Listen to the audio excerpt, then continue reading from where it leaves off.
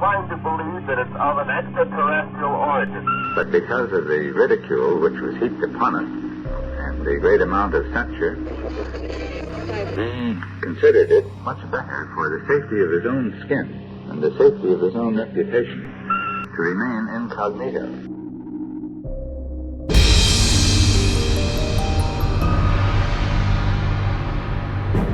Something is happening. More and more people around the globe are realizing that UFO sightings are real and they're not going away. We'll take you to one of the world's leading experts in UFOs, Jaime Maussan. We traveled to Mexico and interviewed Jaime and his staff. We saw unbelievable things. We'll take you inside and show you that incredible footage. Jose Escamillo will show us what might be hidden structures on the lunar surface. We'll take you into the lab with Dr. Roger Lear and Stephen Colbert and examine evidence, physical evidence of actual UFO encounters. We'll also show you samples that we took from a sphere that supposedly fell from space and crashed into a farmer's field. At the citizens' hearing on UFO disclosure in Washington, D.C., 6 congressmen got to hear unbelievable things that are actually happening in the skies over the earth. UFOs are as real as the airplanes flying overhead. We have a space force. It's in existence. We sat down with Stephen Bassett, the organizer of the conference, and discussed it with him. There's an extraterrestrial presence from elsewhere engaging the planet Earth. We also talked to Chris Putman, co-author of the best-selling book, Vaticana. We sat down with Chris and asked him to explain what the Vatican relationship is with the extraterrestrial phenomena. The data says that more people believe in ET than believe in God. We also interviewed Dr. David Jacobs, who took us inside the alien abduction phenomena. Dr. Jacobs also weighs in on what he thinks the endgame might be to the alien abduction phenomenon.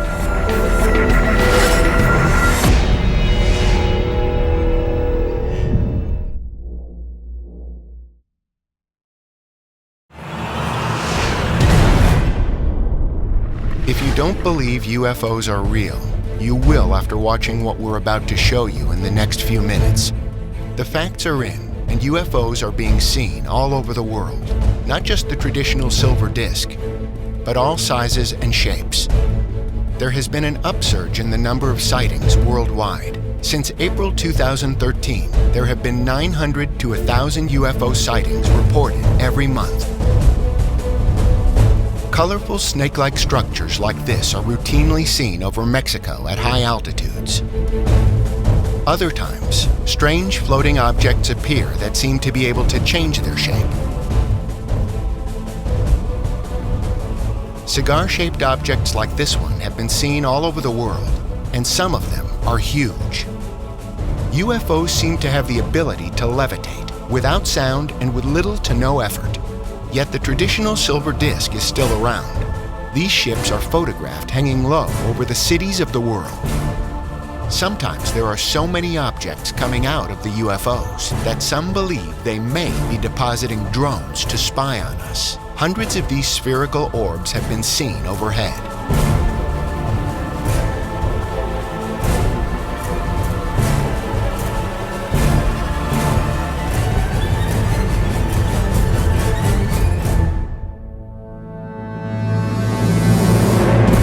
Dr. Lear, you were in Turkey in 2009, and you took what I believe is the most startling pictures of UFOs I've ever seen. Please tell us the backstory. Well, we were in a small town called Kumburgos, and this was on the European coast, and we decided to film for a few days. So we rented a place and we spent the night there, and we filmed from about midnight till 4 something in the morning. And I believe that it was in 2009 also that Jaime Maussan from Mexico with his team was there also. We were out on kind of a platform that was close to the water, but above the level of the surrounding terrain, totally flat, good place to have a camera and to be able to look out over the ocean. There was a bright, very, very bright moon in the sky. The owner of the camera had taken a lot of UFO pictures before, so it was a 300 millimeter lens with an electronic doubler. That means we were able to get 600 power magnification. So to begin with, we started focusing on the moon, and this was a camera mounted on a tripod. We noticed that there was a small, what appeared to be a star below the moon, and noticed that this star was not a star.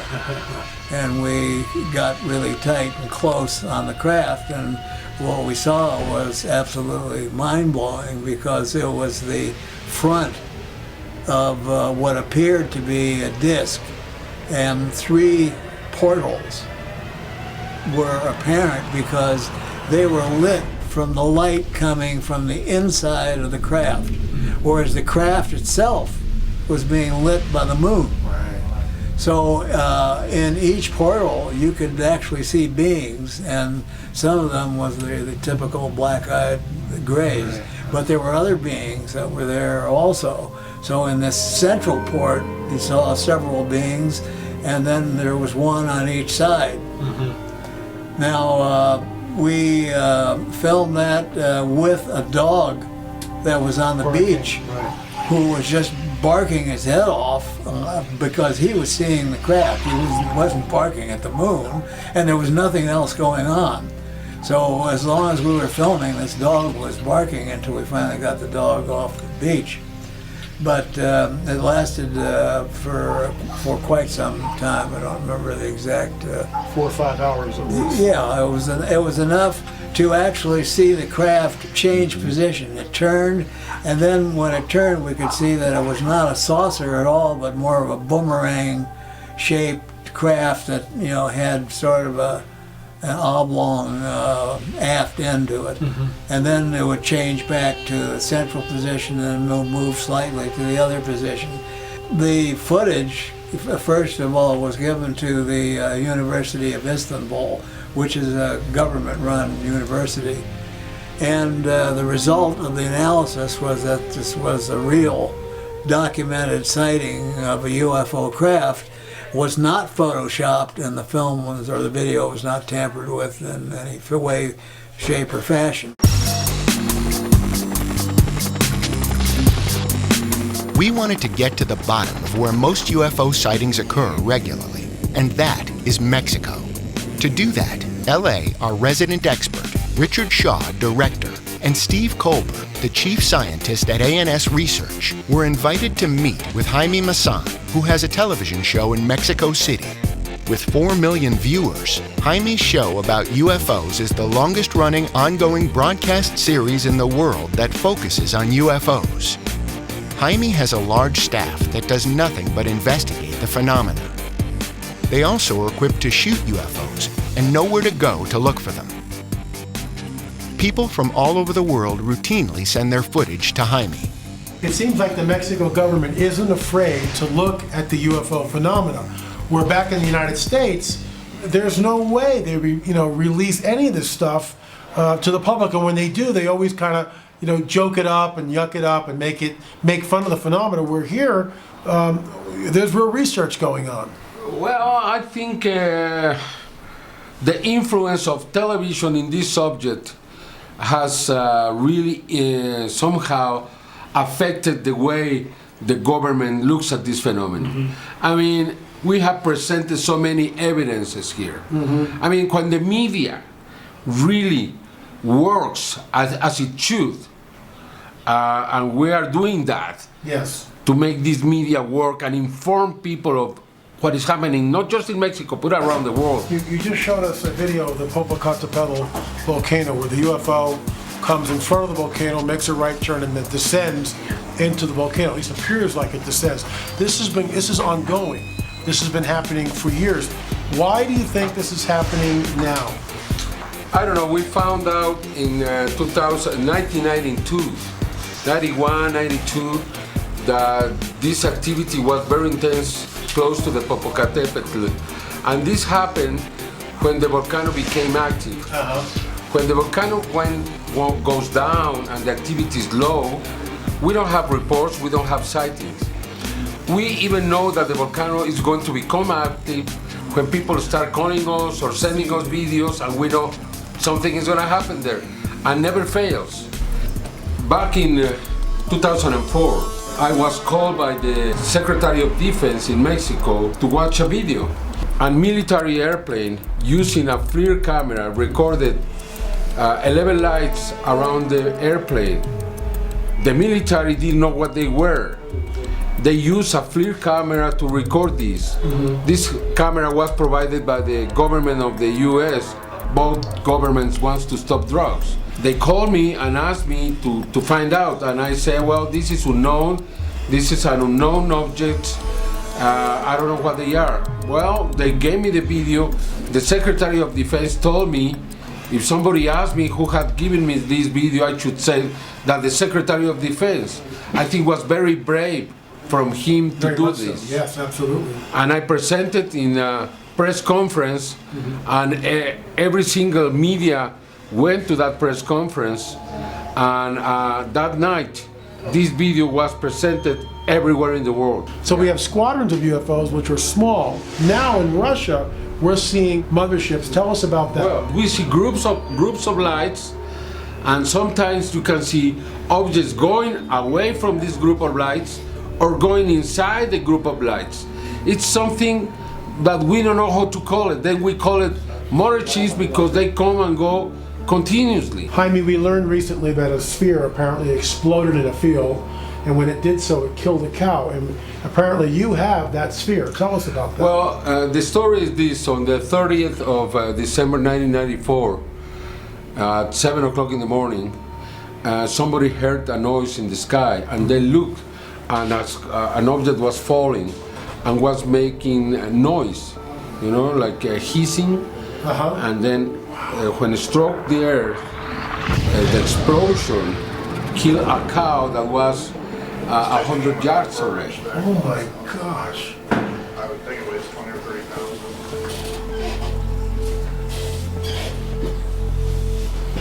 This is where we put the heat to try to melt it. And we didn't do a thing to it.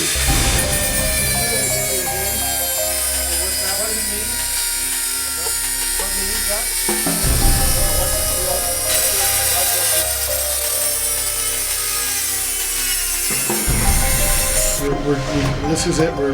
We've got a little piece of the chip coming from. And here it goes. Shove really good into the microscope. It's got some bare metal surfaces. And there it is. What do you think, Steve? Awesome. Great. That's fantastic.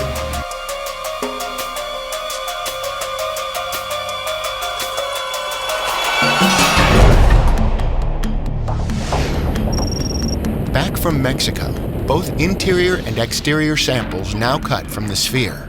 The team converges at CL Labs in Los Angeles, where they have an electron microscope.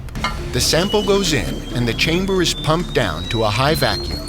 Lab tech Richard Mattson focuses this gigantic device on the first sample, the one that Richard cut from the outside of the sphere. The microscope shows the striations in the titanium from the cutting disc, but the sample didn't otherwise prove that interesting. EDX analysis showed what we expected, an abundance of titanium. Well, this is a picture of the interior of Jaime Maussan's sphere sample, and this was not damaged by heat, and this is a piece that Rick so laboriously cut off with a diamond Dremel disc. It took some time. It seemed to be a lot tougher than ordinary titanium, which makes sense since it's reinforced with carbon nanotubes, judging by the first sample I analyzed. And we're seeing some evidence of fibers here already. It's something sticking out that looks like a bundle of fibers of some kind. Up on top, you mean? Yeah. Yes. It looks like fiber optics. It does look like fiber optics. Why don't you get a sample, pan up a little bit, and then let's get a sample. Let's get a picture right there, perhaps. Wow, look at that. Wow. I want the sample. I mean, a picture of the ends of those tubes, or what's there. Look at the thickness of them. Yeah, They all seem very uniform, don't they? Yeah. And that's only at 200 magnification, though. They're about 30 or 40 microns wide, so they're definitely big bundles. Oh my God! Look at that. We've seen 10 micron wide bundles. Now, something very destructive happened to it. It melted the metal itself. Whatever it was a very violent explosion, vaporized it. What are your thoughts there? Well, I think that there's a tremendous electromagnetic field around these objects when they're in flight, and there's a lot of energy in a magnetic field, and if something went wrong with the circuitry of the device, then it stands to reason that all that energy would be dumped into the metal, and somehow, judging from pictures of ones in flight, it looks like there's a connection between the plasma field and the device at the poles, especially at the north pole, the top pole of the device, and the top pole was where most of the energy got dumped. That was where the bigger hole was. This is not a normal titanium sample for sure. Why don't we pan up to the? Yeah, just take a picture right there too. Oh.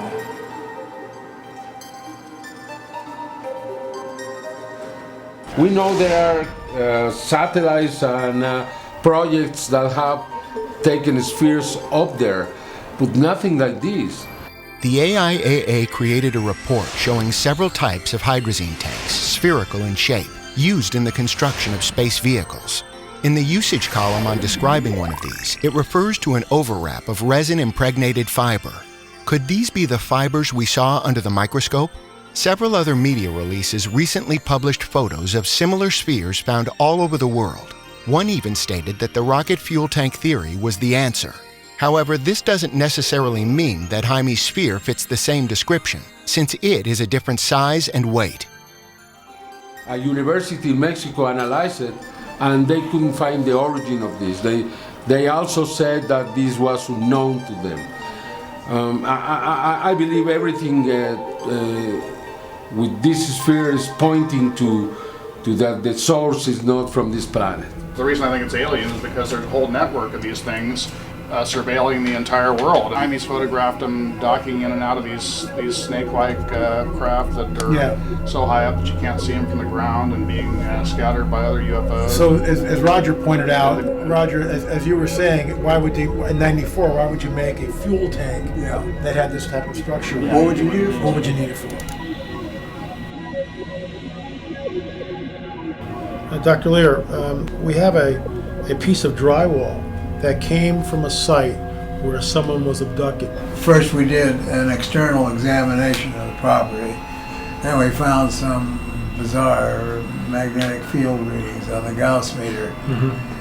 One of the more intense readings was on the outside of the master bedroom, and usually assume if you have a frequent flyer, they're usually, if they're going to go at night, A frequent flyer is someone who's abducted multiple times. Multiple times. They're usually taken from the same spot. And we found, various anomalous electromagnetic readings. But in one case, we even found you could draw a line right down the center of the bed, where one half of the bed, which is just mattress material, was magnetized and the other half wasn't. Wow. So, the husband was being taken and the wife That's astonishing. looking at the window that was in the room. That part had a magnetic field which was similar to what was on the outside.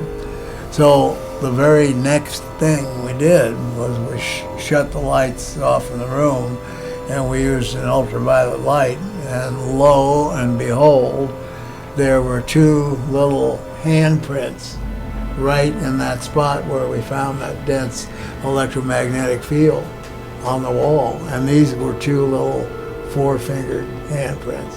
And he actually took that section of wall out and replaced it with another section.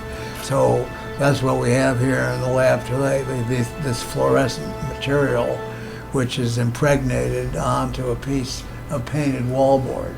There's like a thumb and like little handprint. Yeah, four-fingered handprints here and specifically here. Right there. They're very, very small. I'm going to put my hand next to it, and you can see what we're looking at. Yeah, this is like 1, 2, and then 3, like that. There's no little digit here.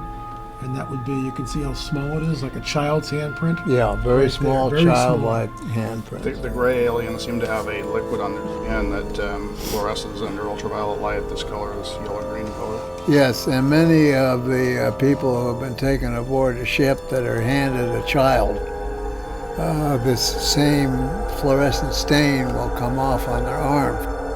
Evidently, it's something that might be on the skin.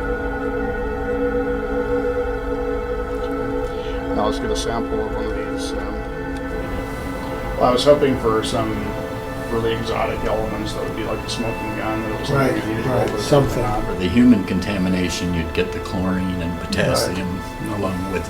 So it's not whatever, is it safe, I don't want to put words in your mouth, is it safe to say that, in your opinion, this handprint was not created by a human being? Yes.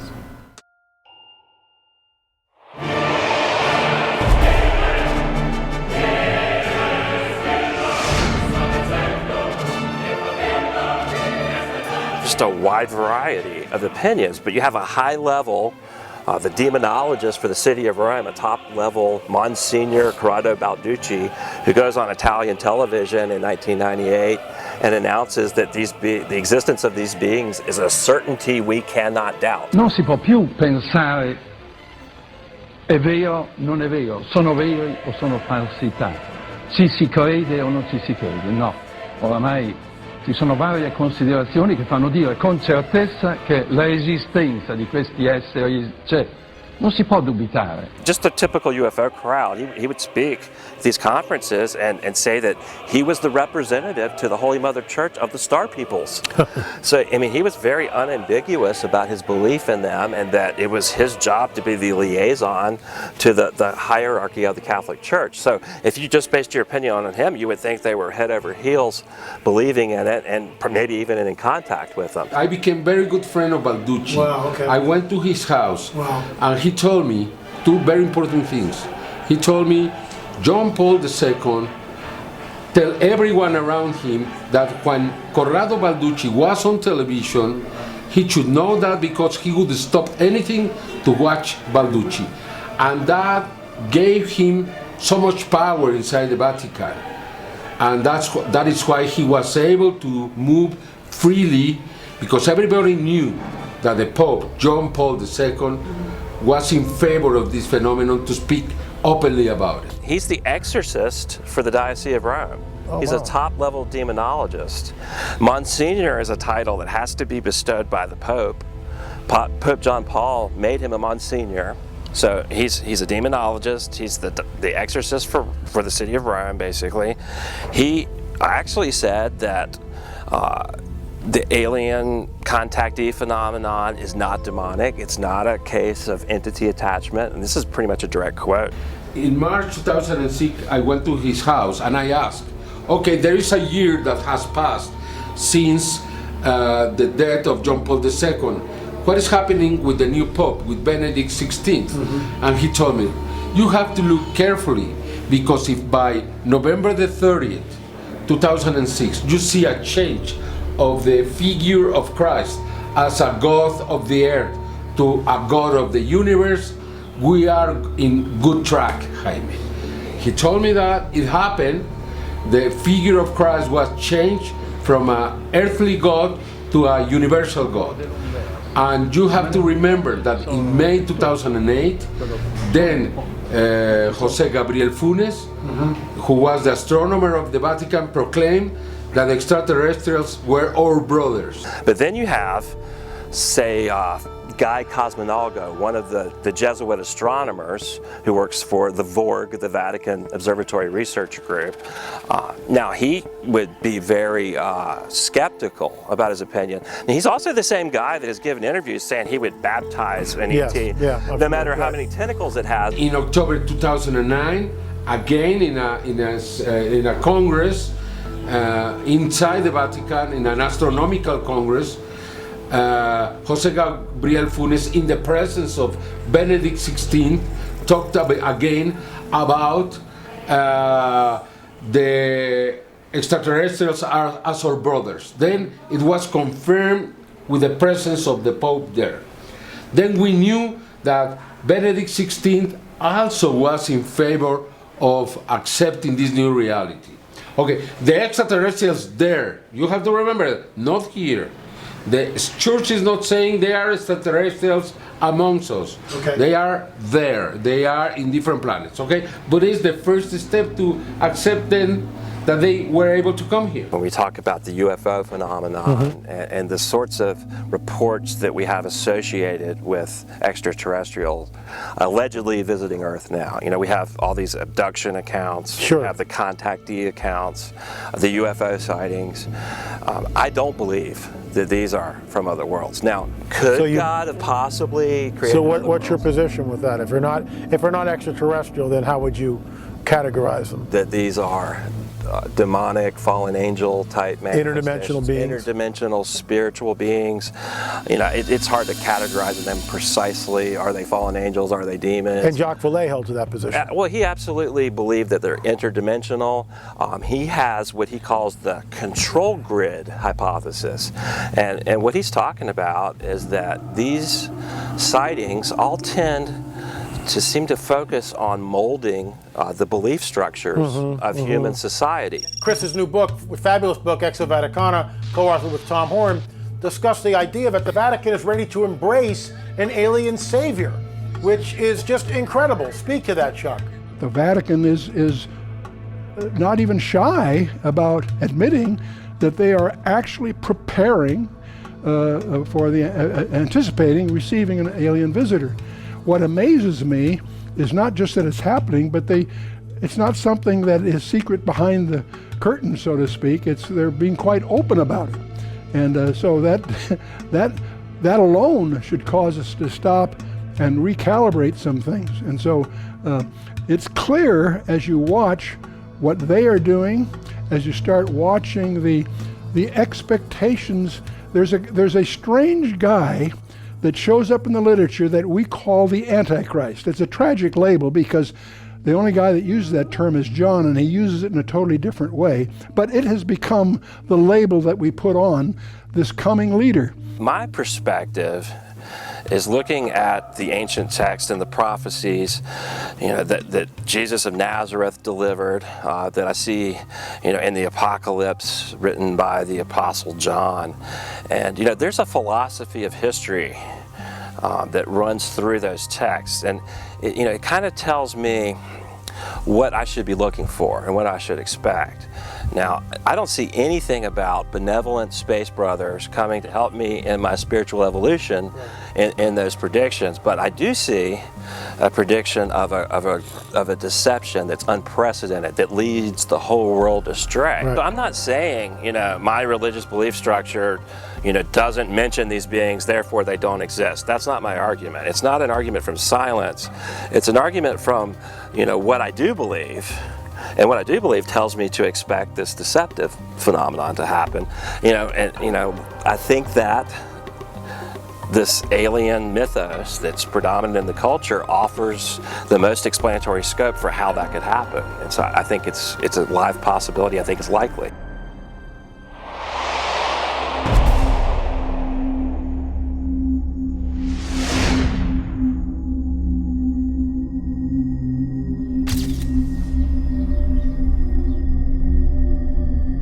When I was making the film Celestial, I started looking for photography taken by Japan, India, and China, full-color photography.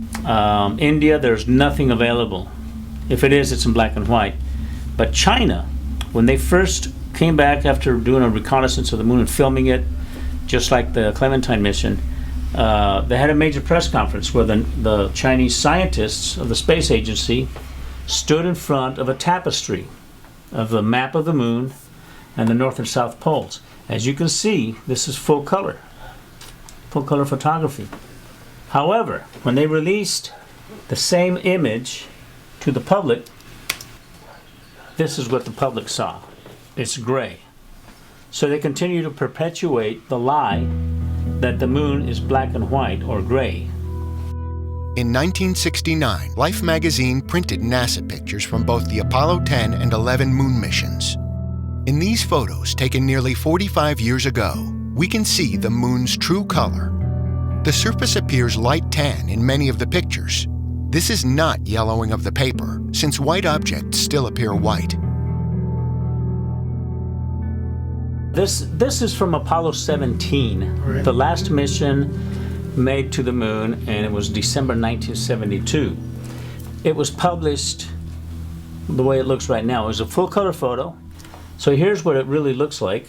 This is the full color version where I did a contrast thing on it, and I did not airbrush this. This is totally the full color photograph as it really was filmed. And when you zoom in, you can now see details. And it's because this was a huge photo that I downloaded. All right, this is what you get at Lobachevsky, is this. It's a structure of some kind. What the heck is that? I downloaded this imagery, about 850 shots of this, back in 2009, February of 2009. When Moon Rising came out, where I featured this, a few months after that, NASA tampered with all the photography, and now it's all screwed up, man. All the good detailed photography of key areas has been tampered with, where you don't even see detail anymore. The colors are off. Some has been turned tinted. It's all messed up. So unfortunately, they tampered with it afterwards. It's my fault. But I managed to download 850 photos of the 1.8 million digital photos that they took in 1994. Jose, what is this crater and why is it luminescing like this? That's just very odd. It's really strange. NASA scientists claim that it's just luminescent dirt, okay? But you can plainly see here, this thing is emitting a glow. Mm-hmm. Light is emanating from it. Yeah, violet, bluish, yes. White light. Beautiful. And it's incredibly beautiful, man. And it's always lit up like this. And it's been like that for years.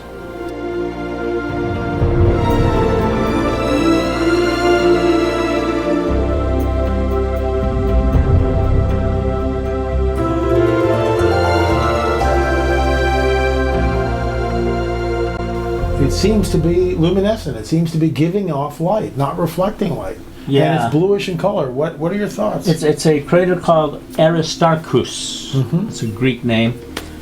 And what's unusual about it is it's self-illuminating. The idea that NASA is covering up clues is not something that Jose made up.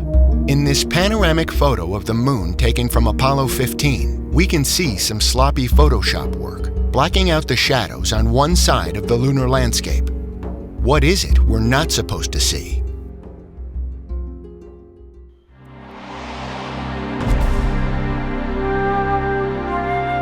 This hearing is in order. We've got our witnesses ready. I do hereby affirm. I do hereby affirm. That I will tell the truth. I will tell the truth. And nothing but the truth. And nothing but the truth. To this committee today. This committee today. Thank you, Mr. Chair. There are huge issues here, huge issues. And the American people and the people of the world have a right to know what's going on because they're part of it. It's not just an isolated thing. And so after confirming the contents of the book with a retired United States Air Force general, I accept the invitation of Victor Vigiani, who's over here somewhere, and his cohort Mike Bird to speak to a symposium at the University of Toronto. And I said, UFOs are as real as the airplanes flying overhead. That gave me the dubious distinction of being the first person of cabinet rank in the G8 group of countries to say so unequivocally.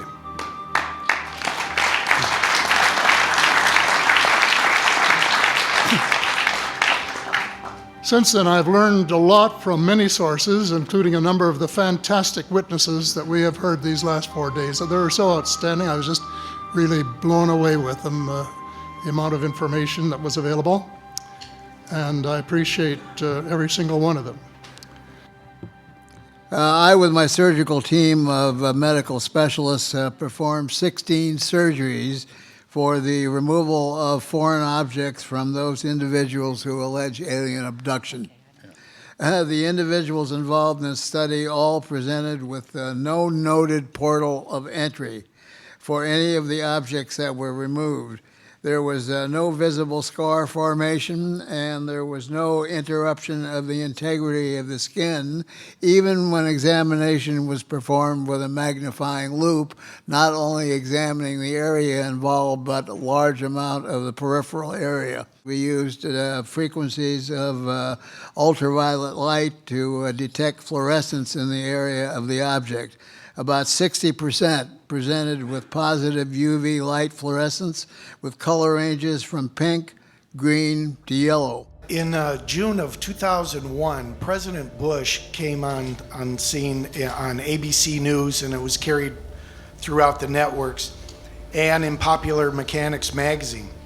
He had with him a general from the Air Force, and he was announcing that the general was going to be the head of a new military force called the Space Force. And they were going to build this force and also put a military base on the moon. Now, nobody questioned him on why, what was the purpose for that. But then September 11th comes around, the terrorist attack comes, this general is posted as the chairman of the Joint Chiefs of Staff, and the Space Force never comes about. The question I have still, why did he want to create a new military force for outer space unless there's a threat? We have one. We have a space force. It's in existence. And it's been written about extensively. It's there. One more observation before I begin what I want to say, and that is that we spent quite a bit of time talking about the 66-year-old cadavers, and I was glad to have Linda this morning finally say that there are live ETs on Earth at this present time, and at least 2 of them probably working with the United States government. The other species that I learned about not too long ago was called the tall whites. And this is when Paula Harris broke the story just a few years ago.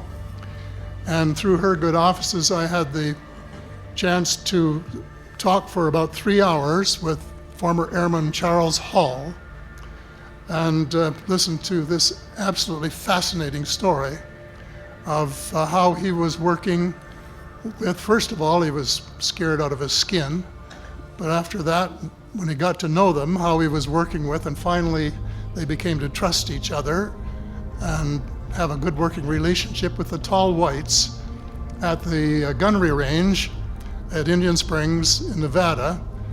And these tall whites were living on United States Air Force property and working in cooperation with the United States Air Force and sharing technology with them. He wrote a book, incidentally, called Millennial Hospitality. There are 4 different versions, but Paula says that Millennial Hospitality number 2 is the best. I think that's the one I read, and it's a very interesting read if you want to sort of get inside the problem of what it's like to bump into these people floating across the terrain in the desert. Not only does the Congress not know about this, but many people throughout the executive branch don't know about this.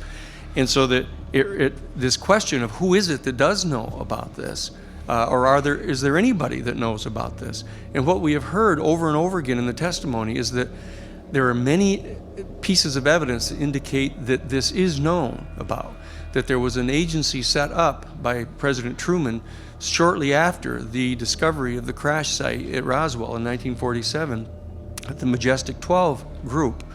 And there's been clear testimony that I believe is credible, would be credible in a court of law, that this organization has, for various reasons, taken this issue out from under the oversight of our Congress, out from under the control of our executive branch, and has taken this into a realm of semi-private control. And what you'll notice is that as we come to the last panel of our week together here, the issue tends to turn more and more to that issue. What has happened? What has happened to our country when a national security state seems to have arisen to conceal certain types of information from our people, from our congressional representatives, even from some of our presidents? And so that the That question seems to be in front of us right now, attempting to understand the nature of this elite group. When you get past these procedural questions to the ultimate question of who are these beings? What are the implications for our human family if we are, in fact, at a point of some rather dramatic transition? And I believe that what we're going to be experiencing in the very near future has been foreshadowed, as I mentioned earlier, by the position that's being taken by the Catholic Church and the Vatican, that they are very clearly attempting to move into a position of utilizing the increasing discovery of more and more planets on which they are more and more confident that life is going to be discovered. John Podesta was the key advisor to President Clinton during the Rockefeller Initiative to have Clinton release all the files in the government hands regarding this phenomena. He was a noted X-Files buff, watched all the shows. 2002, he called for the release of all those files. Like, you must have known what the impact of that might be. He called for the release again in 2003. And then President Obama appointed him the chair of his transition team. And of course, he was, by the way, when they released the logs of the visitors, I think it was the first 90 days of visitors, he was the most present visitor to the White House in the first 90 days. I think that President Obama is well aware there's an extraterrestrial presence. Admittedly, he was probably tipped off by John Podesta. But he can't do anything about it. We're talking July 1947. This is what our government knew at that time. The Soviet Union was not going to be our friend. There was an iron curtain over Europe. Mm-hmm. They were building an atomic bomb. Mm-hmm. They had the hydrogen bomb secrets, as you could call them. They got them from us and our spies and their own scientists. They had their own German scientists, which they had captured. Right, World War II, sure. And many of them were dealing in the rocketry, and they were working on missiles, exactly like we were. And there was a substantial, I think, opinion within the high levels of the military in the United States that another war with the Soviet Union was not only likely, but probable. And obviously it would be nuclear. And so that would be the war to end all wars, finally. That's a pretty big burden to deal with. How are we going to prepare for a possible war? How can we prevent a nuclear war? We don't know. It's 1947. In the middle of that circumstance, they have extraterrestrials to deal with. They don't know where they're from, probably. They don't know what their agenda is. They have actual technology from at least one version of these ETs. They don't know what it represents, what could be done with that. So is anybody going to blame them for saying, look, until we have a better sense of the Soviet situation and a better sense of what this ET thing is about, we just can't just reveal this to the American public? Mm-hmm. This needs to be a national security matter, fully classified, until we can deal with this. That is not an unreasonable decision. There are those who are really pushing for disclosure. In other words, they want the governments of the world just to come clean and admit that this phenomenon is real. Mm-hmm. What do you think about that? And you think this is anytime soon? First of all, it is real. But secondly, I don't see disclosure in the classic sense happening for this reason. To disclose this dark presence that's been around literally for millennia mm-hmm. would trip up the plans of too many world governments, whom I believe to be in league with these intruders. Mm-hmm. The Bible says that their business, that is the business of the intruders, is to be foul human government. And we find that in the Old Testament, the Prince of Persia and the Prince of Greece. Does exactly that. And we find it in the New Testament, principalities, powers, rulers of darkness, interacting with world powers. Now, these world powers are not going to disclose their connection with dark forces because it's to their advantage to keep this all a secret. And I think that we have to keep open-minded on this, that we're still all trying to find the answer. And I don't think any of us have got anything conclusive yet. The end result, though, is they're back. And just like some people want to focus on what's out there, who is it and what's out there, it's not so much important what's out there, what's already here. who are we coming in contact with?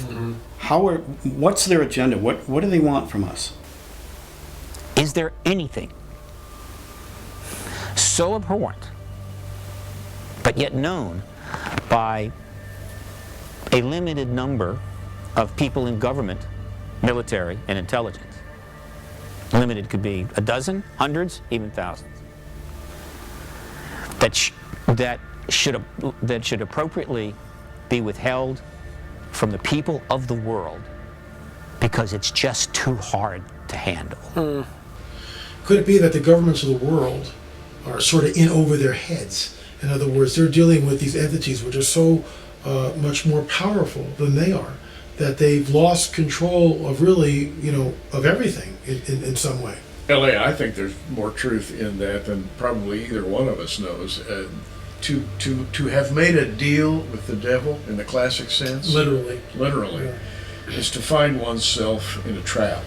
At first, it sounds like maybe you can win in this deal with the devil. Maybe you'll get something out of it that's worthwhile, and then later on you find out that there were parts of the deal you didn't know about in the beginning. And I think that the world governments, our government in particular, has gained a lot of technological savvy from reverse engineering. And we've read about this in I don't know how many books.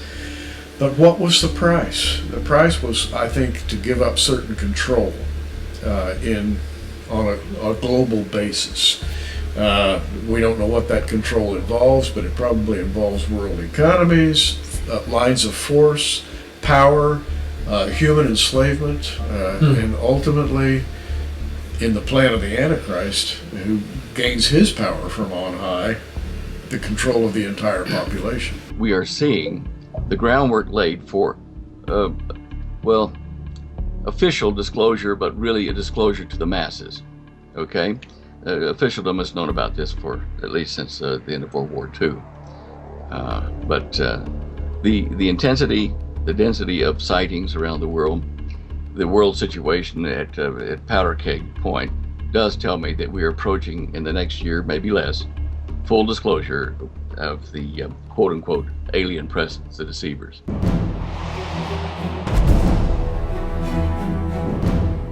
It seems that whatever these beings are present themselves in whatever period of time they manifest. They present themselves in a way that the local populace at the time can understand. It's like the Marian apparitions you get. Sure. We saw the one in Egypt at the Coptic Church on one of your previous things. It doesn't look like a Marian apparition to me. But what it is that whoever they are, try to put it in a way that people can accept it so they're not frightened of it. And when a UFO guy like me is looking at this, it doesn't look any different than the stuff I'm filming. It's popping in, and then you see it kind of collapse in on itself. Right, I saw that, right, and it's the same phenomena. And the people who've been in it for a long time realize that all this is associated phenomenon. Now, when you say the same phenomena, what are you tracing this back to? What do you believe the source of the phenomena is? Who's behind this? I mean, being an ancient text guy, I have a tendency, even as a young ufologist, I always call it the Shining One, because that's how Lucifer is referred to in those texts. And when you see these things up close and when they're in full manifestation, the Shining One is exactly a great description of it. It's brightness that you can't describe, that type of... There are crafts that are being seen everywhere. So where is this going? What is the end game here? What do you see happening, let's say, in the not too distant future? I think that if we have to go by ancient texts, what they're saying is going to happen. What do we have out there that could change the paradigm so much that it could have the church folk and the very elect leave the churches? Be deceived. Yeah, the last big paradigm shift was Jesus. Let's face it, he changed the whole operation. Right. It has to be something that big, even bigger. The only thing we have sitting out there right now is the UFO alien stuff. My God, there's going to be a crop circle there tomorrow morning. Oh, wow. There's another one. Oh my God. Oh my God. Come here.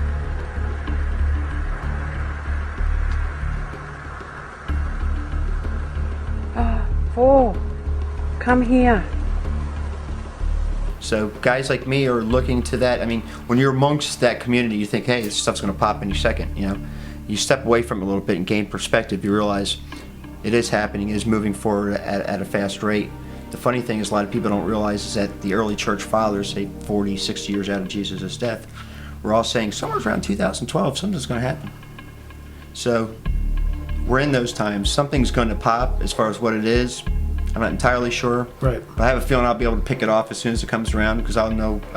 I'll have. What I believe is going to happen is that guys like me and probably like yourself are going to be the heretics, because we're going to be the holdouts saying, yeah, you guys need to second think what's going on here. You know, it's going to be that big, and we don't know what this is about. We don't know if it's good alien, bad alien, this is real, or it's fake, but we need to slow down and parse this out a little bit better. Right. That they're coming very soon, and if we don't say what we're saying now to warn people about them being nefarious, you know, bad guys, when it does happen, it's too late for us, those of us who see it as a deception, and come out and say, oh, don't believe them, it's a deception, even though they're curing cancer, giving us free energy, and making a world government that there's no war and that kind of stuff. If you come out then, it's sour grapes. The official agenda is that they're trying to claim that they are our creators. They created us, now they're here to enhance us and help us go the next step level above and get us out of the mess that we're in. With all of our earthly affairs, various religious beliefs and everything. They're going to consolidate everything into one religion, one political system, one economic system. Well, the whole UFO phenomenon, obviously, is one of the most difficult areas to research that I can imagine, because there's so much nonsense, so many deliberate hoaxes encountered, that you really have to clean away a lot of garbage to get at the real core information. But even when you do, you then discover that the UFOs are real in the sense that they show up on multiple radars simultaneously. They leave evidence behind like radiation or burnt ground. So they're tangible. They're not hallucinations, that sort of thing. And yet, obviously, the real problem we encounter is they violate physical laws. They go faster than the speed of sound without sonic booms. They make right-angle turns at extreme speeds. We have classified military studies that confirm that they are piloted by sentient beings. All these things just don't add up. In my filer's files, I have access to essentially all of Peter Davenport's UFO reports, which run about 500 a month, and MUFON, Mutual UFO Networks reports, which run another 500 a month. Together, they're easily 1,000 UFOs a month. Although it often slacks down near Christmas time. Maybe people don't go out and look at them as much. But in any case, with the 1,000 UFO reports, we got, in round numbers, 50 UFO pictures and videos per month. And I try to put those in the files so that people see the latest information of what we're getting. And a lot of these are from, pilots, commercial airlines, even military personnel. In other words, people with high professional capability and used to seeing, you might say, other aircraft can tell the difference, trained observers. One of the things I tell people all the time, everybody sees these craft in the sky all the time, everywhere around the world. Sure. And the one thing they forget to mention to themselves or think about is they're not just out there cruising around, they're working. Yeah, they are. They're on the job. Yeah, they are. We are in a position where we're going out to other planets, to Mars and so on. And there's indications that particularly the Soviets and us are very soon, if not already, have reached other planets outside our solar system. And certainly they've found a great deal of planets outside our solar system, many of which could house life of some kind. So it's possible that other life and other civilizations are out there. For example, in Numbers in the Bible, 9:17, it says, whenever the cloud was taken up from over the tent, after that the people of Israel set out, and in the place where the cloud settled down, there the people of Israel encamped. In other words, they followed the cloud, it took off, moved, the people followed, and it landed. Well, in my opinion, that does not sound like a cloud. It sounds like what we consider as UFOs. And I think there's, all through the Bible, time and time again, it has technology, it has history, it has many lessons other than just religion. And that if you look at it from that aspect, it's a wondrous book.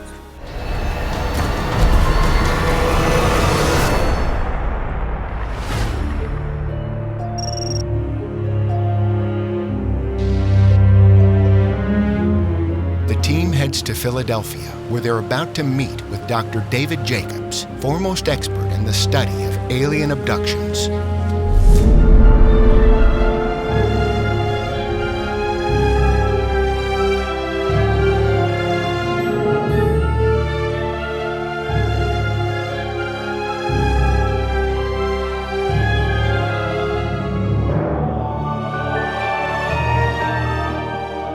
After almost 40 years of research, Dr. Jacobs has conducted over 1,000 hypnotic regressions on people that believe they have been abducted. Upstairs are files of individual cases dating back decades. Abductees often end up with an implant during their experience.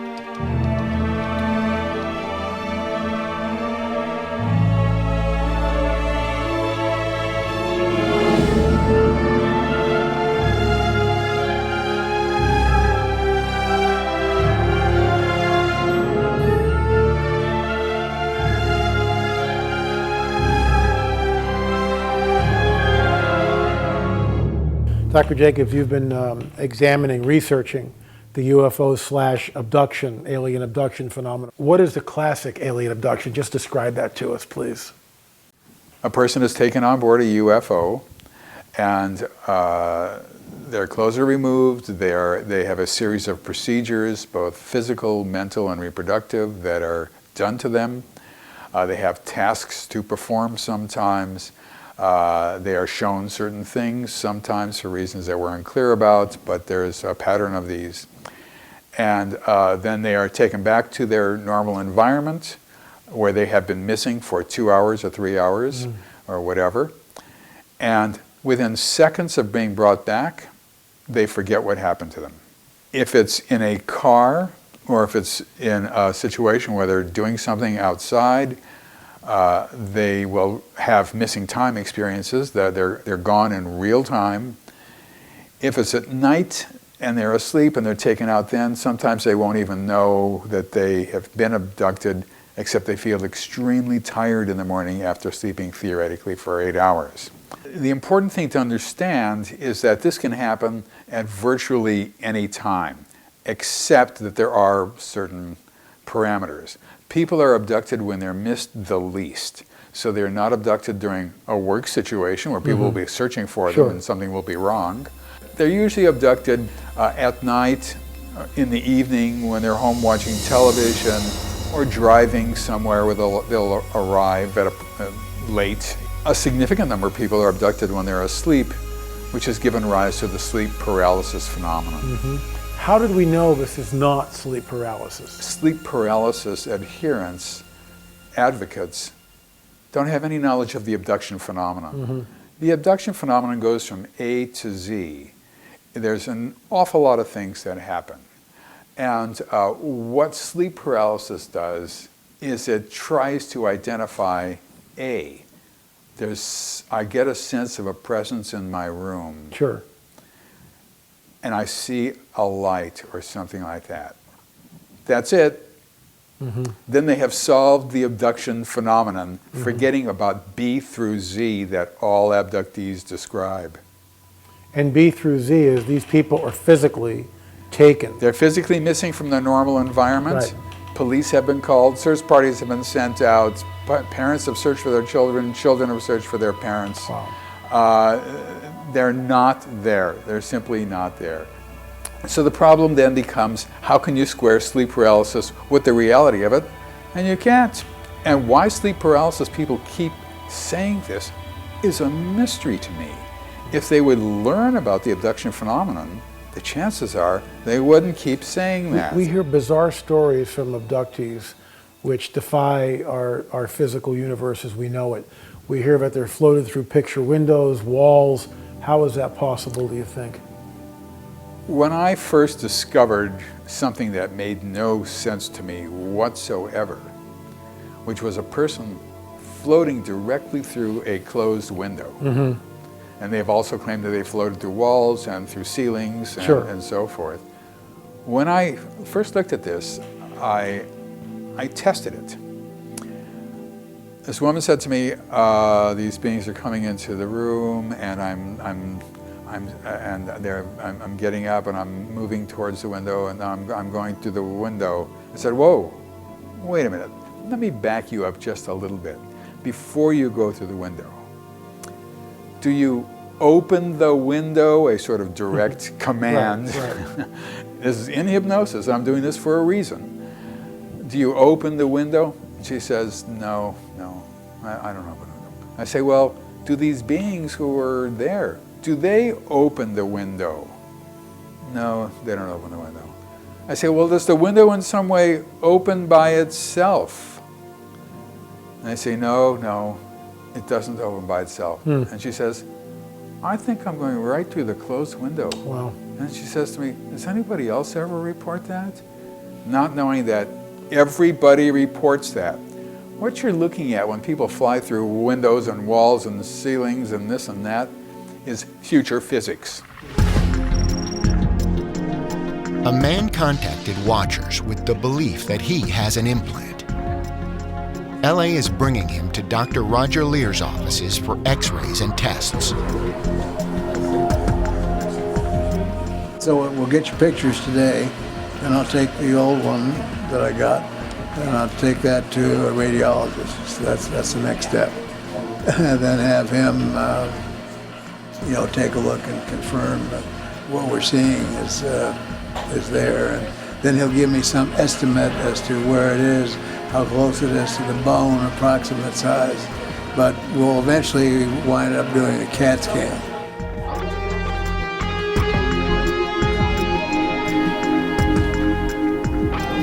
We take one anterior posterior, one of a medial oblique, like this, and then one lateral. We'll actually have you come across so that it's closest to the film. All right, I'm gonna center that up. Get your leg as close to that as possible. So it's right in here. Okay, so all I want you to do is just stand still. All right, 3, 2, 1. Good. 1.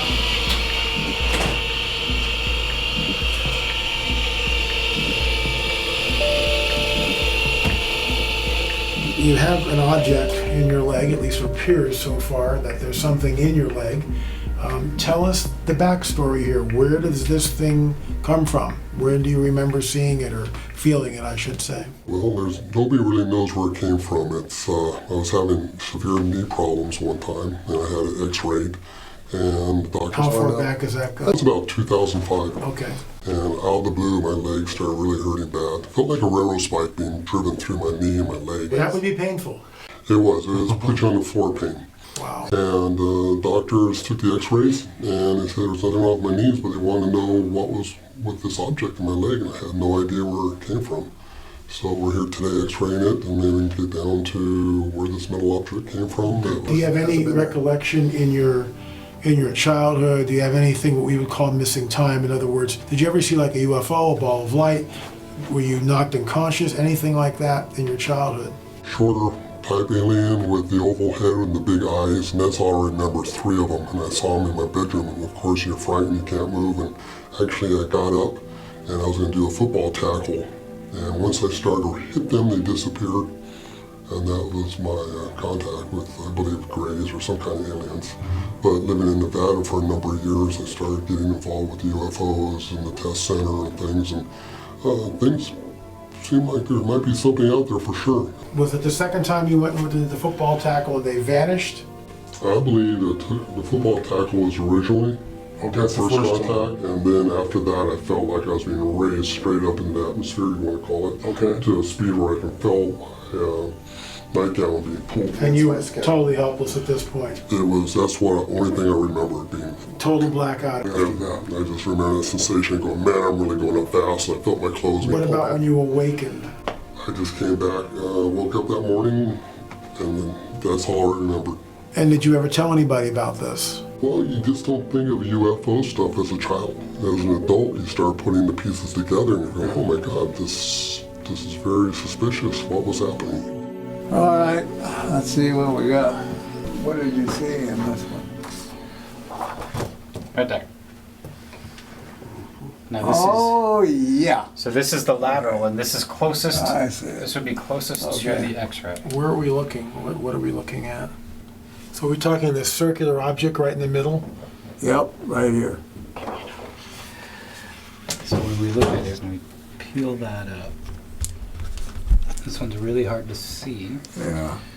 But I'll point it out to you. Give me just a second.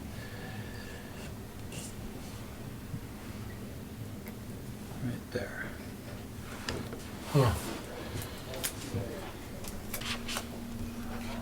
This is it here. Right there. And this is pretty close to what we had before. In the original X-ray? Yeah. Yeah. I wonder, Hans, if we could rotate this once more and get it a little farther over that way. I don't know how far or close to the bone it is to be able to do that. I can give it a try. Want to do it? Okay. Give it a shot. Really up to being irradiated again? Sure, I don't need a flashlight at night now. You'll be the glowing person of the... No more those things. Right. All right, so same deal. Just hold still.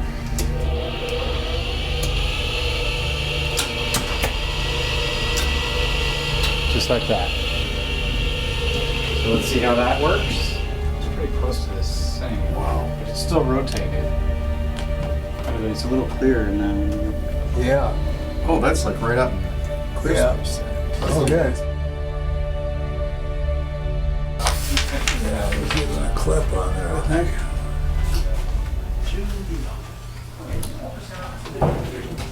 So we're about to look at the results of the CAT scan then. That's correct. CAT scan is essentially slices through a part. It's like taking a bologna and putting it in the meat slicer and just making slices. And so you're looking at each slice as you go farther down the line. Wow. This is the big bone in the leg, which is the tibia. This is the small bone in the leg, which is the fibula. And again, you can see that because of the size, this has been tremendously miniaturized. But by miniaturizing them, they can get, a lot of pictures on one sheet. So the bottom line for us is we know that there's a metallic object in our patient, Right. for lack of a better words, knee. And that we can tell from this that, again, the object is superficial, meaning close to the skin, and yet near a bone, which has the qualities of the other objects that we removed. This has nothing. I scratched it when I tried to mark it. All right. This is the object here, here, and On top. here. Amazing. This is a famous instrument called a stud finder.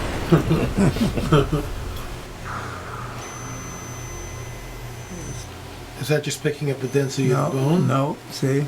Yeah. That's it right there. Right. The same Right spot. to the same spot, yeah. Well, it takes off. Same as the overlay. Now it's picking up in here. That's where the... Yeah. What does that say? It's like 6. 6 3/4, closer to 7. 7 right there. See, if you just tip it, it goes down. If you move it away from that spot, does it change? Yeah, it's going Yeah. down.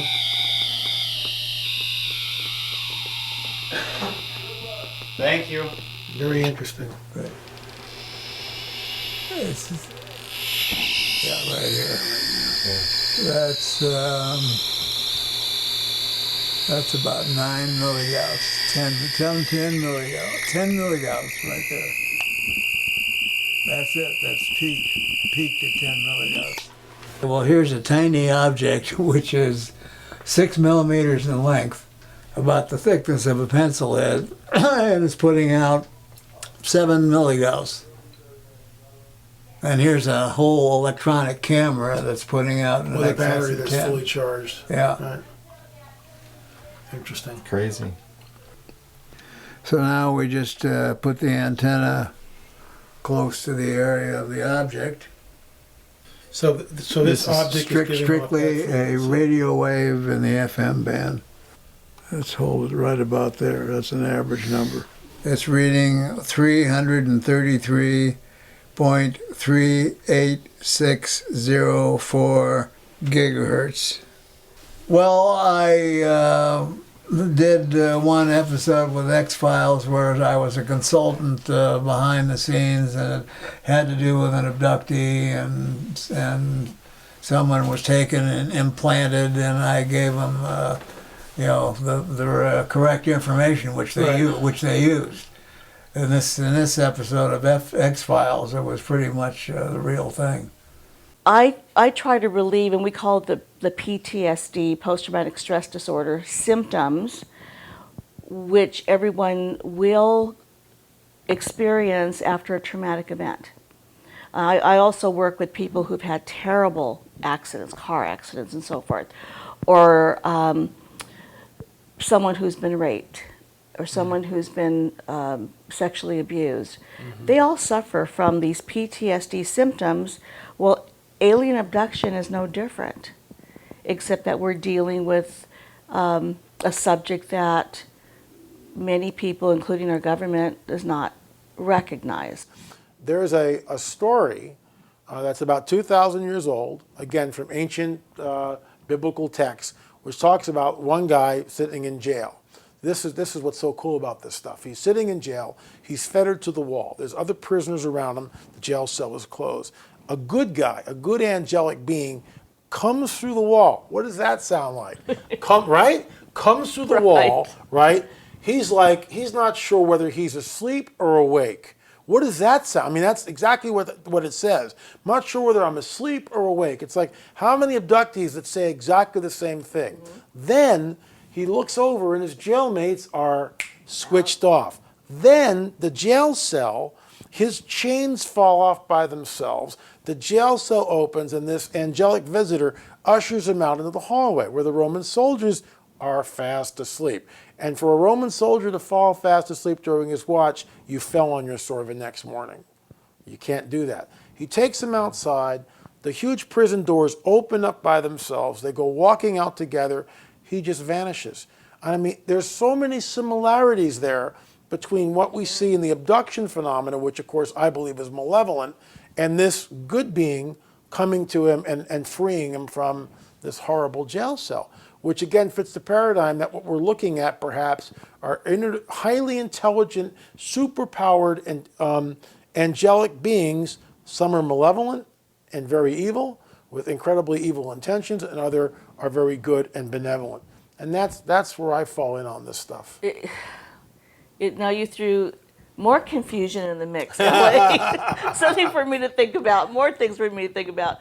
That's an incredible... It's a neat story. I'll show you where that is. You can read it for yourself. Okay, I've never heard that story.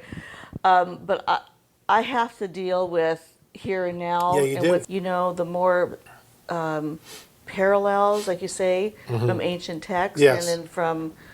and it's the same.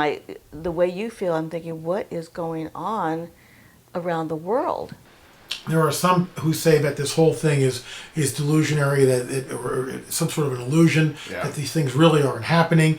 I mean, how do you address that, especially in the wake of physical evidence, which is a preponderance of physical evidence? How would you address that? L.A., there are two ways to, I think, in a very clear-cut fashion, to document what's going on. Number one, our government, since at least 1953, has had very well-stated and well-funded programs to not only identify the intruders, but to work with them if possible. And I believe that there have been a number of documents that show us clearly that our government is working with this group of people from beyond. And there is profit in that for both sides. They profit by being able to have access to the human race. We profit by gaining technology from them, which they are very glad to give us, much in the manner of, say, a superior race landing on the shores of an inferior race and giving them little trinkets, little glass beads and bottles to try to make friends. That's what they're doing with our scientists. They're giving us pleasing little samples of high tech. In return for what? In return for the corruption of the human race, which they are accomplishing, by the way, at a rapid rate, in my opinion. In your books, you describe it sort of a fear that you have of the future because of what you've discovered with this hybrid program. At the end of your book, I think it might be The Threat. You talk about that you had hope at one point. Now you're in sort of fear for your grandkids. Despair. Would you still hold to that paradigm? Yeah, I'm still in the, more so now than ever before, now that we think the program has been initiated and that abductees have been describing helping hybrids move into their abodes. I do think that that their lives are going to be different than the lives that I envision for them, or that they envision for them in the future. And so I can't tell the future. I don't know what's going to happen. But when I look at the future, I don't like it. You don't like it? It's exactly the opposite of the way I started. When I first started examining UFOs, I was thrilled that this might be contact between two different civilizations. And it was the most exciting thing ever. And now it's exactly the opposite. This is the exploitation by one species of another species, and it's done for purposes that we don't understand why they're doing this, but it's kind of a replacement program almost. Eventually, I think we will see mainly hybrids in the society and not so many humans anymore. Well, Dr. Jacobs now is basing his concerns about the future not on what happened 1,000 years ago or 100 years ago. Now. He is based on his interpretation of the contact abduction evidence. Right. All right. And he has concluded that one of the agendas, of the extraterrestrials may be colonization of some kind or another. Right. Okay. And that seems to be a fair assessment. Well, I'm familiar with it. Yeah, based on his research. And it is, I would say it's not an unreasonable assessment. Do I share the same degree of concern that he has? No, I don't. Because I look at that same evidence and come up with a slightly different interpretation. But was it appropriate for David Jacobs to warn us of this? Absolutely. And should we give it consideration? Sure. Is the mainstream giving it consideration? No, no, we don't care, right? Does anybody deny that in the years, 1 or 2 years following the formal acknowledgement of all world governments of the ET presence, that the interest in the pursuit of, the attention paid to this issue will be unprecedented in all of history? How many documentaries, how many books, how many specials on TV, how many hearings in Congress, how many hearings in the General Assembly of the UN? Massive attention on this subject. How many questions will be asked? How much information will be released by governments under pressure from their citizens and from the media? It will be ETs 24/7 for 1-2 years without stop. And that the learning curve will be rather substantial. 2 years after disclosure, what we know as a civilization will be profoundly greater than it is now. And then, is it not unreasonable to conclude that the extraterrestrials at that point, 2 years after disclosure, would then execute formal open contact?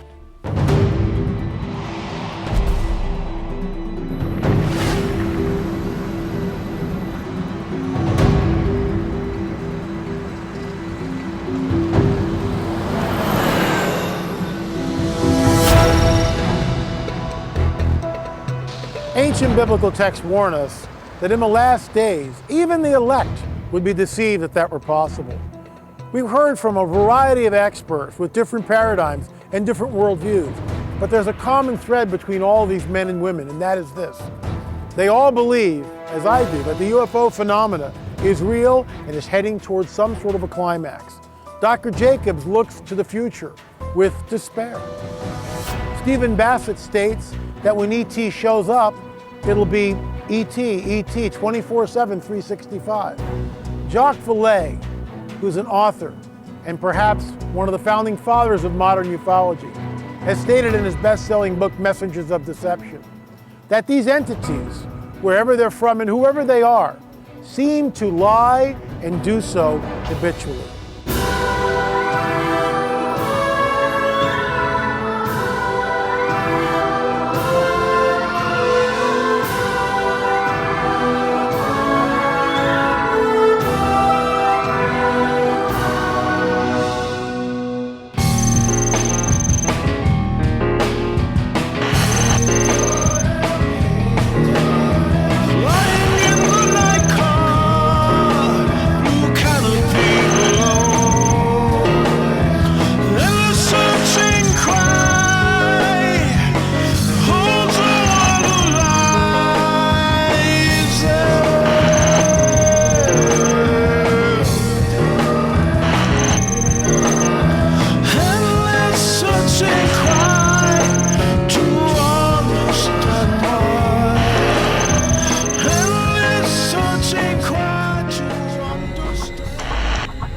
Flying men of Paracas. The flying men of Paracas here. The tapestry is at least 2,000 years old. And here's another shot. Flying men of Paracas, and he is licking the skull, a human skull. At least 2,000 years old, maybe older.